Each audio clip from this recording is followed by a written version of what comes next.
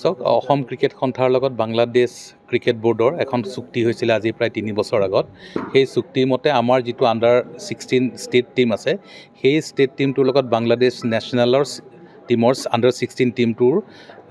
বছৰেকীয়া exchange programme এটা আমি ঠিক কৰি থোৱা আছে সেইমতে যোৱা বছৰ বাংলাদেশৰ আণ্ডাৰ 16 নেশ্যনেল টীমটো অসমলৈ আহিছিলে আৰু সেই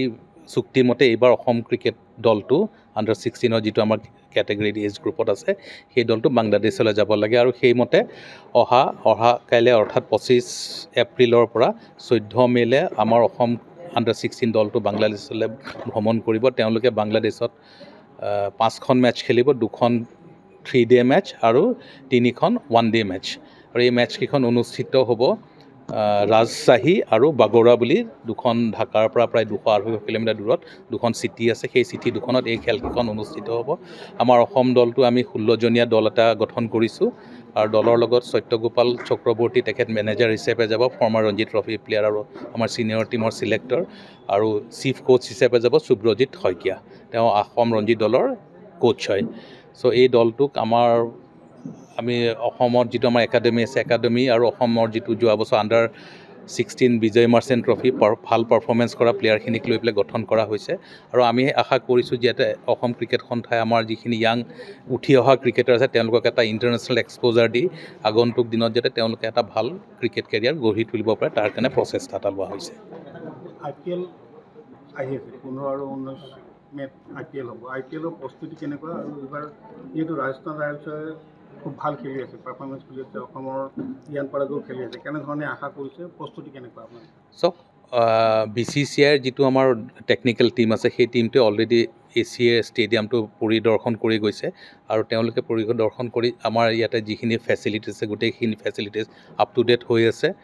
তেওঁলোকৰ খুব ভাল ৰিপৰ্ট দিছে অসম ক্ৰিকেট সন্থাক অসম ক্ৰিকেট সন্থায়ো যিখিনি কৰিবলগীয়া আছে আগন্তুক 15 মে' আৰু 19 মে'ত দি IPLৰ দুখন মেটচ অনুষ্ঠিত কৰিব লগা আছে তাৰ কাৰণে যিখিনি প্ৰস্তুতি কৰিব লাগে সেই প্ৰস্তুতি সম্পূৰ্ণ কৰি ৰাখিছে ৰাজস্থান ৰয়েলছৰ যিটো তেওঁলোকৰ টেকনিকেল দল আছে সেই দলটো যোৱাকালি আহি পালে গুৱাহাটী আৰু তেওঁলোকৰ ফালৰ পৰা যিবিলাক ব্ৰেণ্ডিঙৰ কাম বা কিছুমান তেওঁলোকৰ স্পেচিয়েল ডেক'ৰেশ্যনৰ কথা থাকে সেইখিনি কাম হয়তো 2 দিনতে আৰম্ভ কৰিব আৰু মই আশা কৰোঁ যে খুব ভাল পৰিৱেশত এই আগন্তুক IPL মেটচ দুখন গুৱাহাটীত অনুষ্ঠিত হ'ব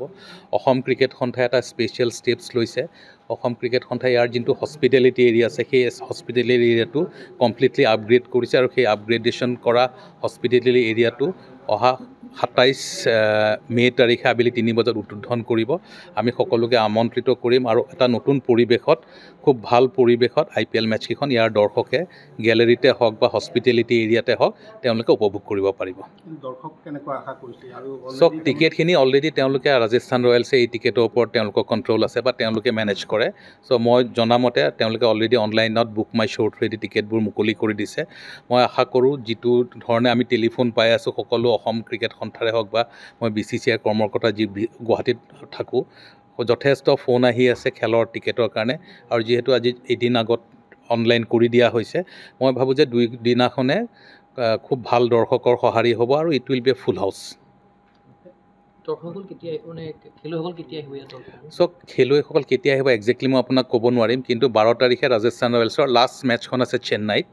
বিফৰ কামিং টু গুৱাহাটীত আছে 15 তাৰিখে চ' টেকনিকেলি চাবলৈ গ'লে 12 তাৰিখে যদি চেন্নাইত মেটচখন খেলে চ' 13 তাৰিখে ইয়ালৈ আহিব প্ৰথম মেটচখন 15 তাৰিখে খেলিব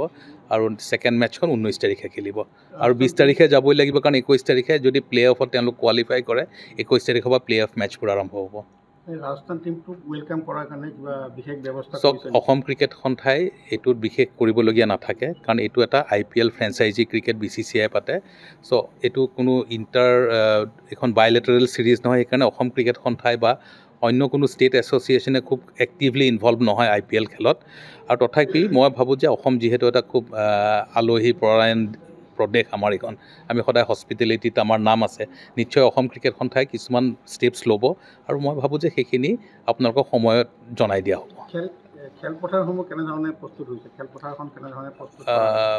মই নিজে গৈ যোৱাকালি ফিল্ডখন চাইছোঁ, ফিল্ডখন একদম আপ টু ডেট ৰেডি হৈ আছে, মেটচখন এনি টাইম পাতিব পৰা হৈ আছে আৰু BCCIৰ জনৰ চিফ কিউৰেটৰ আশিষ ভৌমিক ডাঙৰীয়া তেওঁ 2 এদিনতে আহি পাব। তেওঁ দুবাৰ আহিব ইয়ালৈ, এবাৰ প্ৰিলিমিনেৰী ইনস্পেকশ্যনৰ কাৰণে আহিব আৰু তাৰপিছত তেওঁ যেতিয়া খেল হ'ব তেওঁ ইয়াতে থাকিব। চ' BCCI ফালৰ পৰা গ্ৰাউণ্ডৰ কাৰণে যিখিনি প্ৰিপেৰেশ্যনৰ প্ৰট'কল আছে সেই প্ৰট'কলখিনি সম্পূৰ্ণৰূপে মানা হৈ আছে আৰু আজিৰ তাৰিখত অসম ক্ৰিকেট সন্থাৰ যিটো ষ্টেডিয়াম আছে বৰ্ষাপাৰাত, ইয়াৰ গোটেইকেইখন উইকেট মেটচ ৰেডি হৈ আছে। পাৰ্কিংটো নতুনকৈ আৰু এটা এক্সটেণ্ড কৰাৰ কথা আছিল। অসম ক্ৰিকেট সন্থাক অসম চৰকাৰে যোৱা বছৰ 11 বিঘা মাটি এলট কৰিছিলে for having a parking space. সেই পাৰ্কিং স্পেচটো আমি ইয়াৰ আগৰ এখন খেলতো ব্যৱহাৰ কৰিছোঁ আৰু এইবাৰো আমি সেইখন ব্যৱহাৰ কৰিম। বাট